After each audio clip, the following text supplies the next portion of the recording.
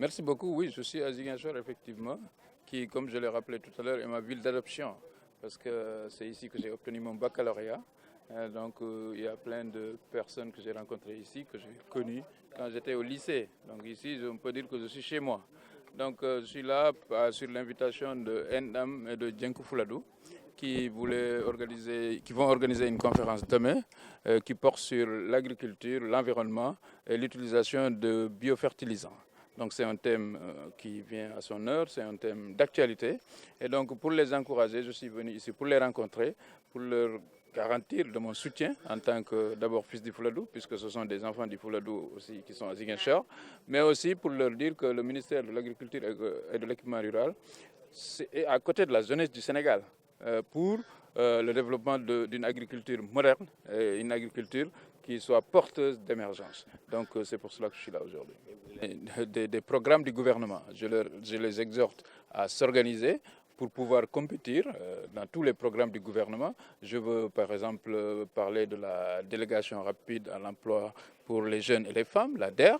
Je veux parler d'autres programmes. Donc c'est quand on est organisé uni qu'on peut pouvoir capter toutes les possibilités qu'offrent les projets que le président a mis en place pour l'émergence de notre pays.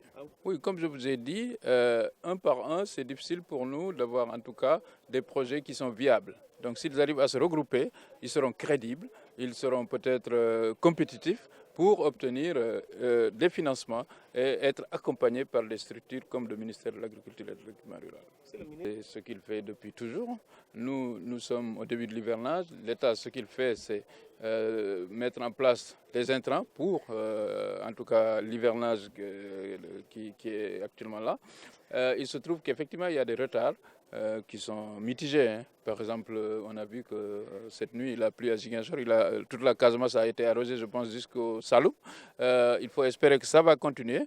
Nous pensons que c'est des retards qui peut-être ne vont pas affecter de façon considérable le déroulement de l'hivernage. Donc on ne peut pas se prononcer tout de suite, mais en tout cas l'État est en train d'observer de près la situation et prendra toutes les mesures pour accompagner le monde rural, pour leur permettre en tout cas d'obtenir de bonnes récoltes et éventuellement en tout cas de vivre correctement. Vous savez que moi j'ai fait le tour des familles religieuses pour demander des prières pour un bon hivernage. Je pense que ça, tout le monde l'a vu.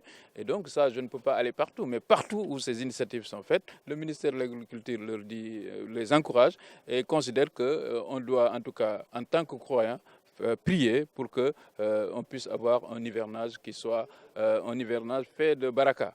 Donc je les remercie en tant que ministre de l'Agriculture et de l'Équipement rural et exhorte tous les gens, tous les notables, tous les érudits de notre pays d'en faire autant.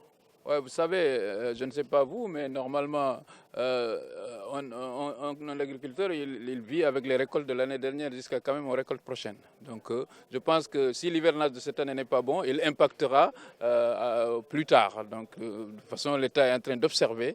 Je pense que l'année dernière, on a eu un bon hivernage. On ne peut pas parler de soudure maintenant. En tout cas, l'hivernage de cette année ne peut pas être à l'origine de problèmes de soudure de cette année. Mais nous observons et nous verrons. L'État prendra toutes les dispositions pour que le monde rural puisse manger à sa faim.